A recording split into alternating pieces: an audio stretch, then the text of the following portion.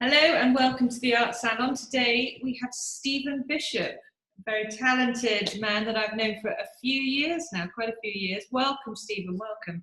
Hello, Jenny. Really nice to be here. Well, it's been a few years now, hasn't it, Stephen? I think it's knocking on 15 or so. We won't go into detail there. 15, it's been quite a long time, hasn't it? We won't count. We won't count. No. But it's an absolute joy. We've just taken a new delivery because we've got your exhibition coming up here in the gallery in Bath, and it's always a delight to unwrap your little gemstones, and they are gemstones. The colour is always extraordinary, and there's texture to it, there's thickness and pasto in places, and I just want to know a little bit more about Stephen and how he got to this point and what keeps him going to the next point. So welcome today and tell me all your secrets. Okay.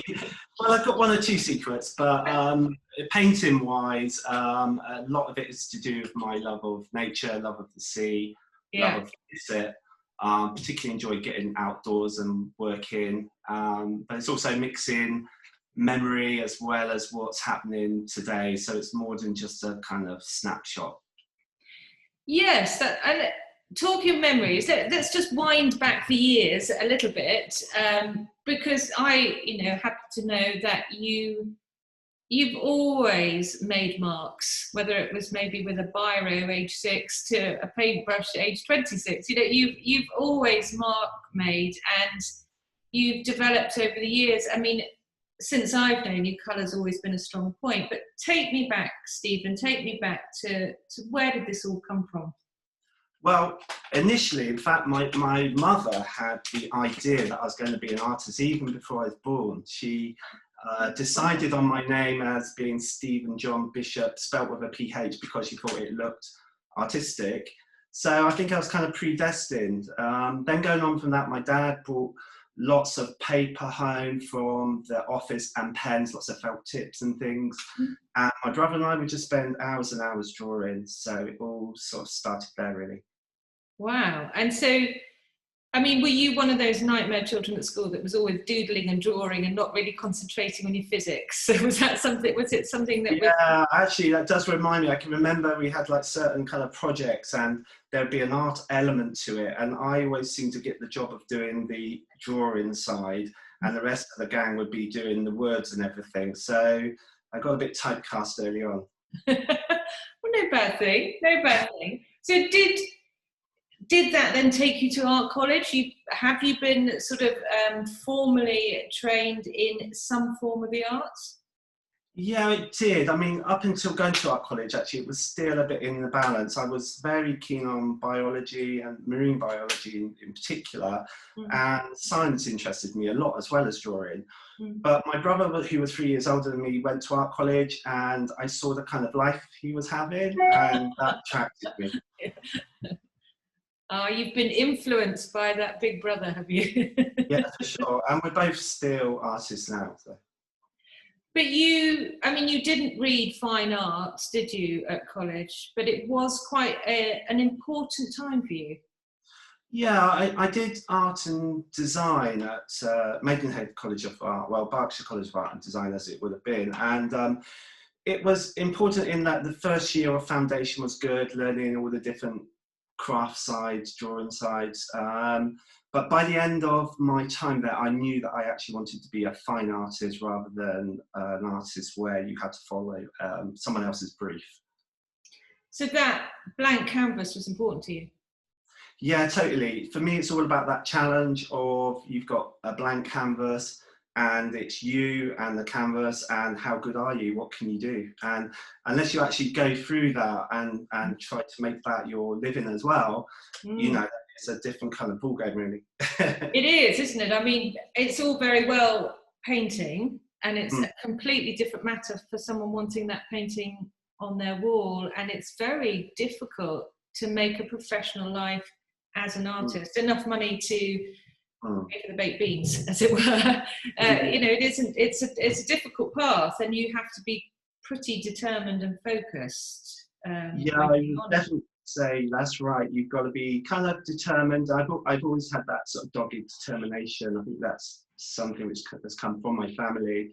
We've all got different things we're interested in, but we've all kind of pushed it to quite a high level, I'd say. So, yeah.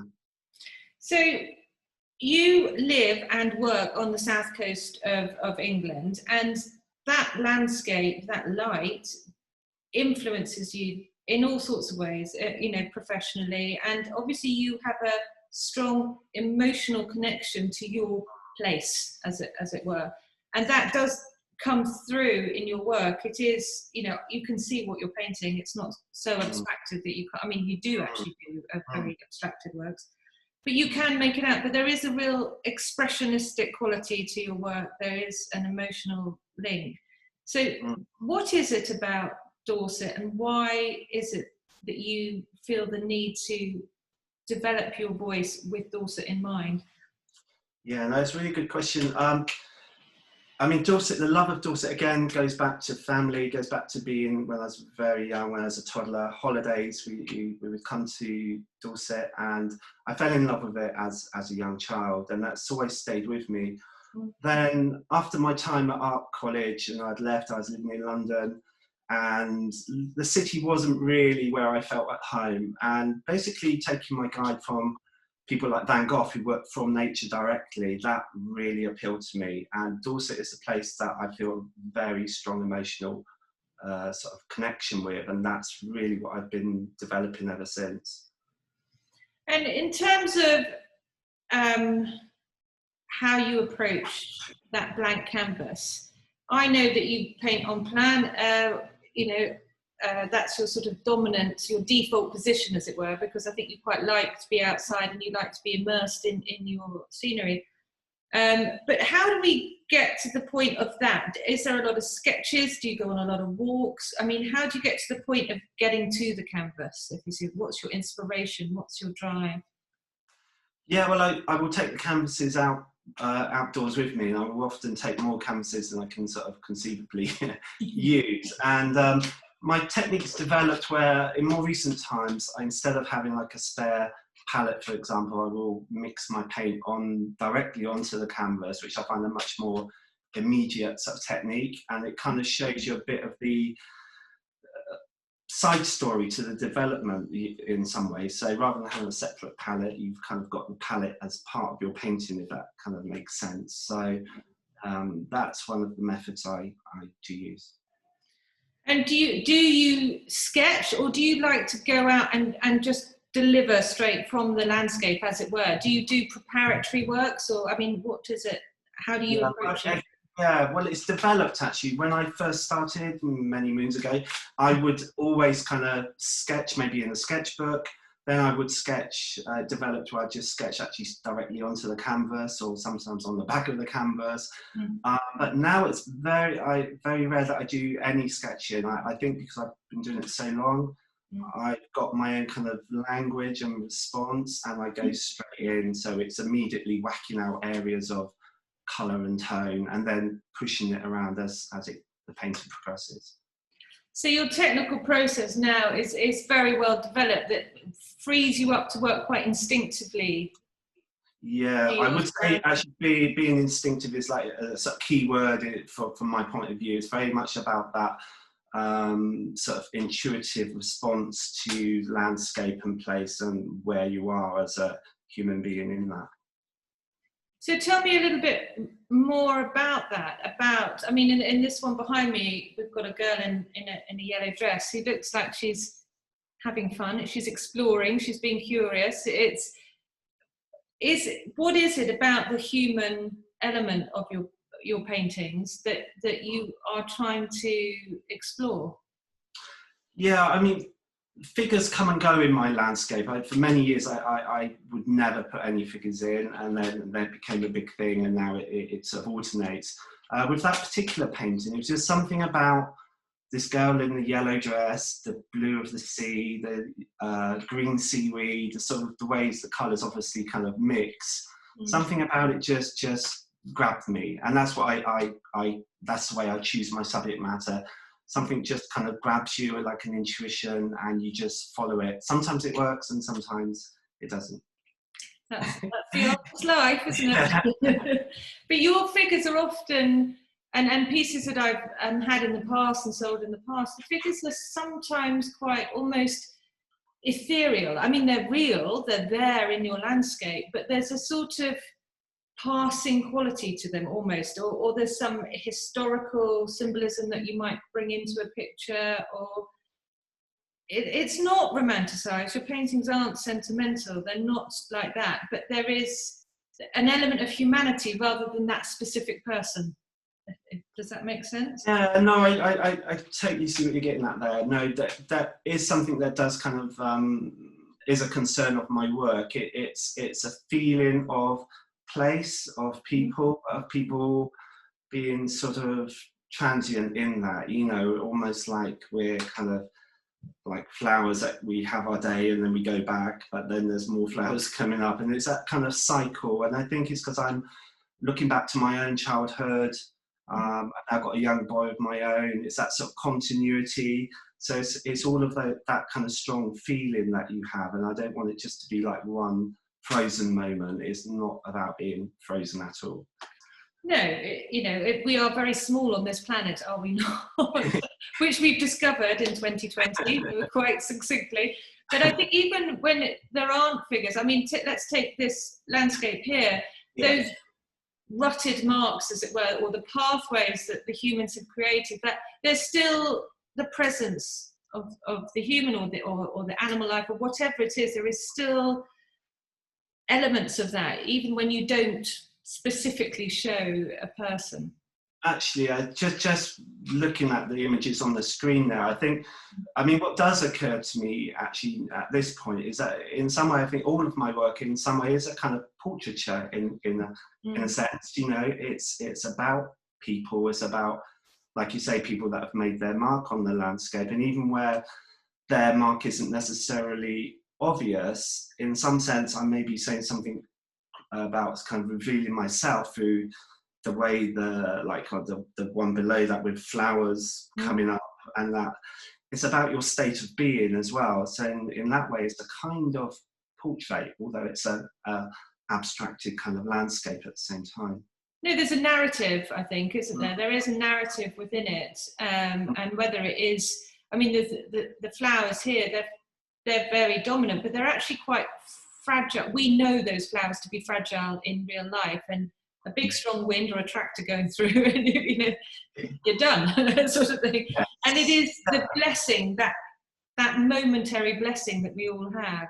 Yeah, no, it's I think as you get older, you know, your concerns kind of change, and there's something to do with like the fragility of life, but the kind of beauty and truth within that, which I'm keen to explore further.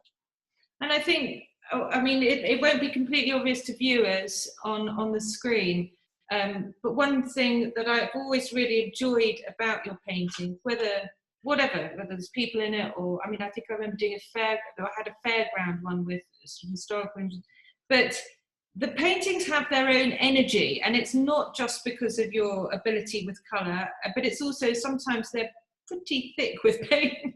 You know, you use the palette knife confidently and assuredly, and sometimes they're quite flat in the background. You know, you have got a sort of sculptural quality to many of your works, actually. Yeah, I think my technique, I mean, it has evolved, but I mean, thick paint has always been part of my kind of toolkit. I think the love of Van Gogh is, you know, it's going to bring that to what you do. And using large palette knives and large paintbrushes is also part of it. I think in recent times I've extended my technique from, used to be very thick, kind of all over, and now I've got more, I'd say there's more variety going on. There's more drips, there's more watery sections, there's more variety of texture. There is. I mean, it's you can't run your hand over the front of one of your cat. You know, it's sort of kind of mountainous. You know, but it gives it its own energy when you're standing in front of it. It gives it a sort of dynamic quality to the work. It's not, and therefore it gives it that depth. And you look at the the rutted pathways or whatever. And for me, I'm sort of reminded of someone like Richard Long, the landscape sculptor who places things in the landscape. So it brings in all these elements, the sort of human fragility, the cycles of life, and it just looks very good in your living room as well. On a very basic note. Yeah. Well, Sorry, I was just going to say that one of the comments that I hear a lot is how people have liked living with the work and how they see different things in it. And I think part of that is to do like the textual elements. I think physicality, it's going to catch the light differently. I think if you put your heart and soul and emotion into a picture, then that comes across, and then people, as they live in with a work of art, they change with that work of art and they see different things. And I think that's a sign of the strength of a work of art, whether it sustains you and keeps on changing in a way. I think, they do have an energy, and of course when they end up wherever they end up, whoever's home, it then takes on the energy of that family or that person, and it sort of grows with time, doesn't it? You touched on Van Gogh there, but what, away from the studio and when you're not doing your paperwork, you are today, what switches your buttons? What is it that you like to do? How do you reset? How do you become invigorated to sort of go to that next collection? Yeah, I would say I'm fairly insular in terms of actually taking on art. I think I found what I'm into. I know what I respond to. I enjoy going to exhibitions, but it's more for me about, again, it's a bit like a busman's holiday. I actually did still go to the beaches where I paint, but going with my family, just that time of switching off. I mean, I must say I'm a bit naughty in that I've always got my artist brain in there somewhere. I'm always looking for something that's going to kind of, inspire the next painting. So I don't switch off in that way. But I like music. I like classical music. I love flamenco. I love poetry. I love T.S. Eliot particularly. So those things give me, actually particularly T.S. Eliot, gives me a lot of inspiration, I would say. Interesting. I mean, poetry is often feeds and influence artists, actually, and it's that cross-fertilization between the arts is quite a fascinating one. For someone like me who's not an artist, you think, how does that link happen? But of course, I suppose it makes complete sense, really. So you are, as we've covered, you liked playing paint on plan. You do have a studio, but you want to continue with your landscapes, continue with exploring the human place within the world. Is that where you're going? Is that how you want to develop? Continually develop? Yeah, I mean, I'm excited about the future, to be honest. I think that as you get older, you've got more experience to draw upon, and that is kind of like grist to your mill, it gives you fuel to carry on. So I'm keen to build on what I've done, but I'm not an artist who's really looking to settle into a groove. I think you've probably noticed my work does change over time, and I'm always kind of looking to develop and get into new ways. Sometimes just technical things, sometimes it may be subject matter, and purely abstract work is another side to what I'm doing, which I'm kind of interested in and feeds my main body of work as well. I think a bit like Thomas Hardy, where he had his novels and he went into poetry. Yeah.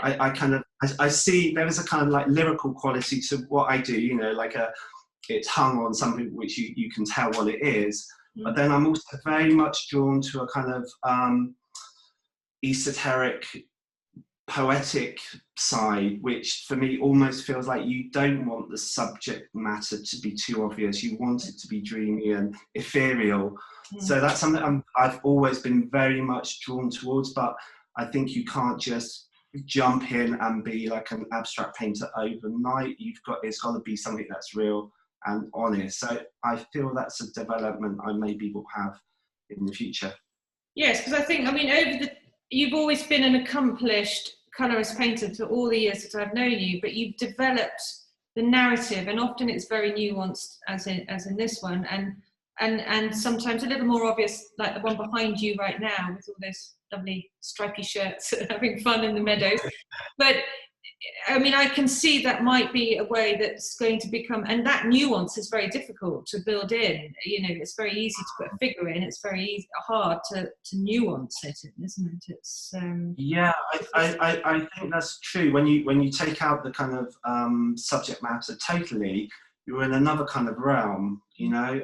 And there's elements of that I use in my work, and I think I'm kind of pulled towards it in a way.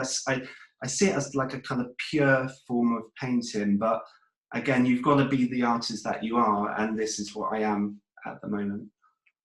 So, on a final note, Stephen, if there's any artists watching now, yeah, what would be the word of advice that you would have liked when you were, 20, 21, 22, whatever, when you were starting out? Yeah, I can remember people telling me that I was crazy to want to be a fine artist, and that now you know you are. Nobody makes a living from it, and I know where they're coming from, but I do believe if you're determined, if you love what you do, then be true to yourself. And if it's really what you need to be doing, like for me, I need to paint. If I don't paint, I'm not complete. You know, I physically, mentally, spiritually, it's something I have to do. That's how important it is. So if you're like that, then do it, love it, and try to enjoy it as much as you can. Follow your heart and the rest will follow. Yeah, I'm a big believer, follow your heart, you know, and obviously you've got to be a practical person and find how do you make that work in the real world, but just use your intelligence, you know. I think it's singing your own voice, isn't it? And I think with yours, you've really developed your voice over the years. You know, it's distinctive and it's yours, and it's very clear. Yeah. But please tell me that even Stephen Bishop hits a brick wall sometimes. And what does he do to try and work through constantly. that? Constantly. It's almost every time I start a work, I feel like, gosh, I don't know anything. But I think but that's a good feeling, because it's because I don't want to settle into a way of working. I want to surprise myself and be constantly excited by what I do. So that slight anxiety is something you convert round. You work through it, essentially. You just put the paint on the canvas and you work through it. Yeah, I'm a big believer in doing it. I mean, in terms of my art, I'm self-taught, so I've learned my technique.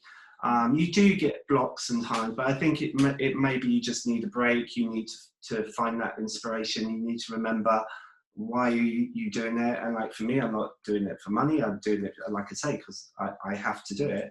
Yeah. And I get immense pleasure from it, and the connection that I get is something that's really strong and central to my life. But you still have to pay the bills. So there is always that element, isn't there? There's always that element to it. Stephen, it's been an absolute pleasure chatting with you today. So thank you very much for taking time out of your busy schedule. I'm glad to have pulled you off the beach or out of the meadow or off the lane. I look forward to hanging your new exhibition and your new catalogue that's coming out. And we will speak very soon. Thank you very much, Jenny. It's been an absolute pleasure. Thank you. Speak to you soon. Bye-bye for now. Bye.